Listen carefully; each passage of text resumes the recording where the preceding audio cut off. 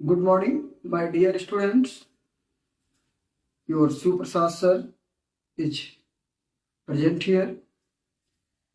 My dear students, we are going to learn the interrogative sentences of present indefinite tense. The interrogative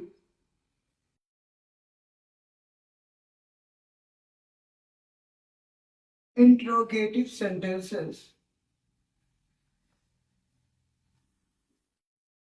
of the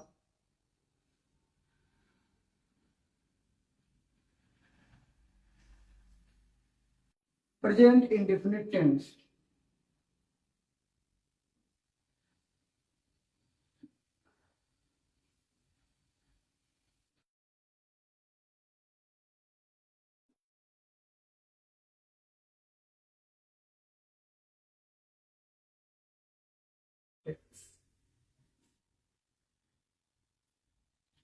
Present indefinite tense.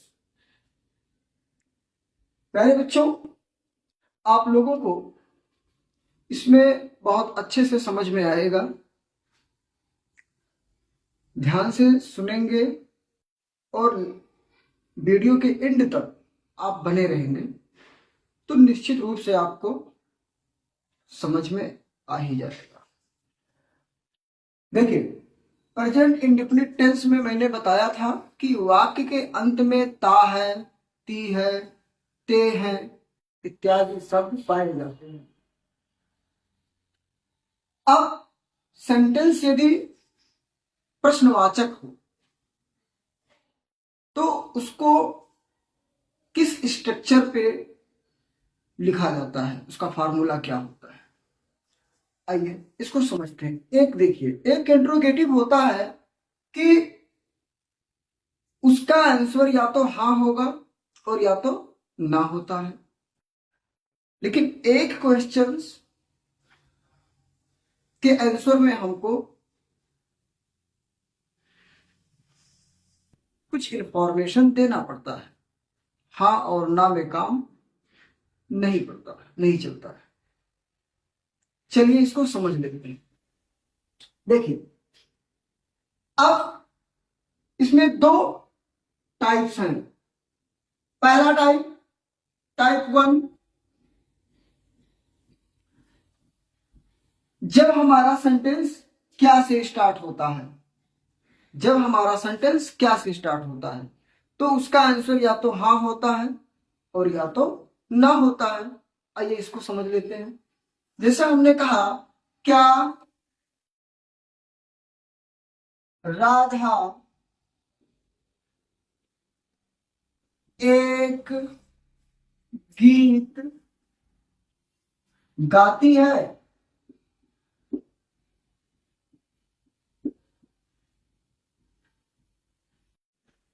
क्या राधा एक गीत गाती है? अब इसका अंग्रेजी हम कैसे बनाएंगे?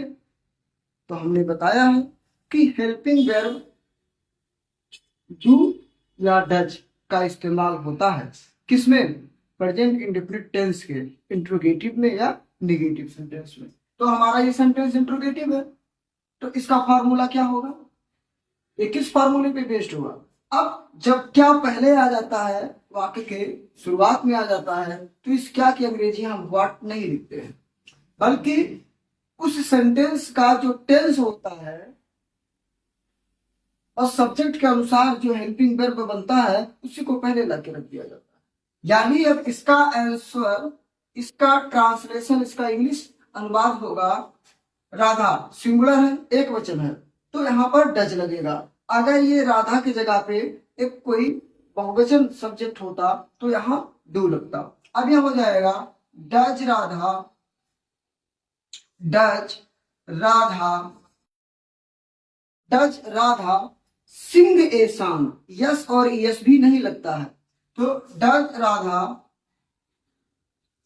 सिंग a song, S O N G, song हो गया। यह आपका सेंटेंस बन गया। अब यहां होता क्या राधा और मीरा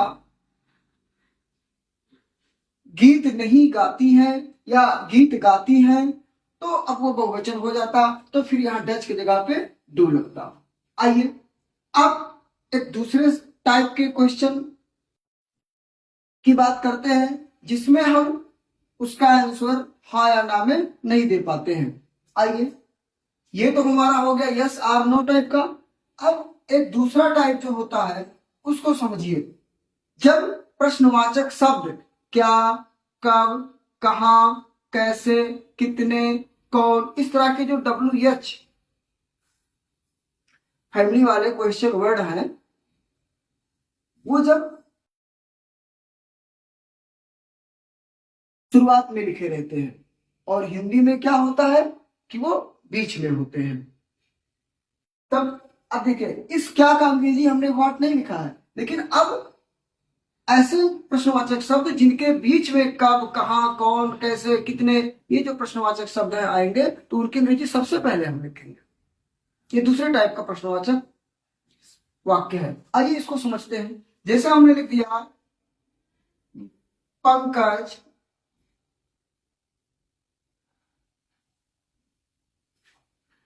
पंकज विद्यालय क्यों जाता है। पंकज विद्यालय क्यों जाता है, क्यों जाता है।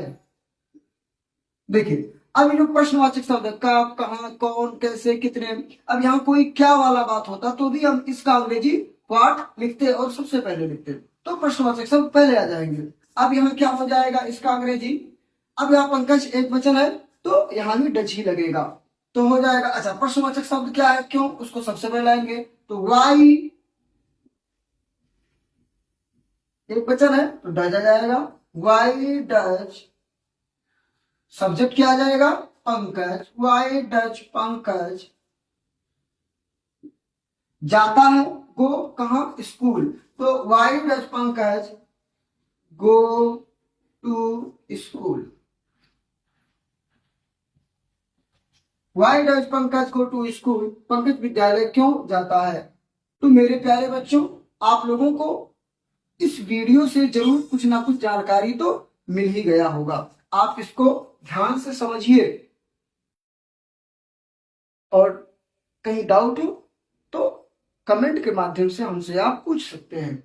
हाँ, इसका फार्मूला और इसका फार्मूला मैं यहां पर आपको लिख दे रहा हूं। देखिए, जो पहले का फार्मूला है इसके सामने मैं लिख दे रहा हूं, ये किस फार्मूले पर है।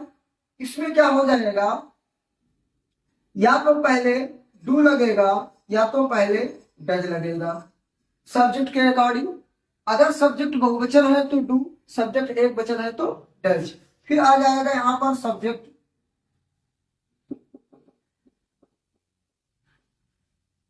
सब्जेक्ट आ गया। फिर आ जाएगा वर्ब का फर्स्ट फॉर्म। ध्यान रहे, चाहे सब्जेक्ट एक वचन हो या बहुवचन हो, डू या डज लग जाने के बाद उसमें यस या यस कभी नहीं लगता है, तो यहाँ वर्ब का फर्स्ट फॉर्म आ जाएगा, मतलब बेस फॉर्म, और इसमें यस या यस नहीं लगेगा। फिर ऑब्जेक्ट आ जाएगा, फिर क्या आ जाएगा ऑब्जेक्ट और क्वेश्चन मार्क का पंक्चुएशन मार्क। ये आपका फार्मूला हो गया।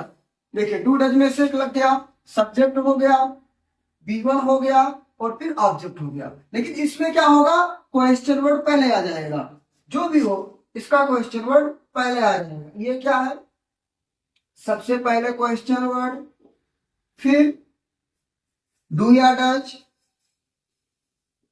डू या डज, फिर देखिए सब्जेक्ट आ गया, फिर सब्जेक्ट आ जाएगा, सब्जेक्ट के बाद फिर V1 प्लस ऑब्जेक्ट और plus question mark. Thank you, have a nice day.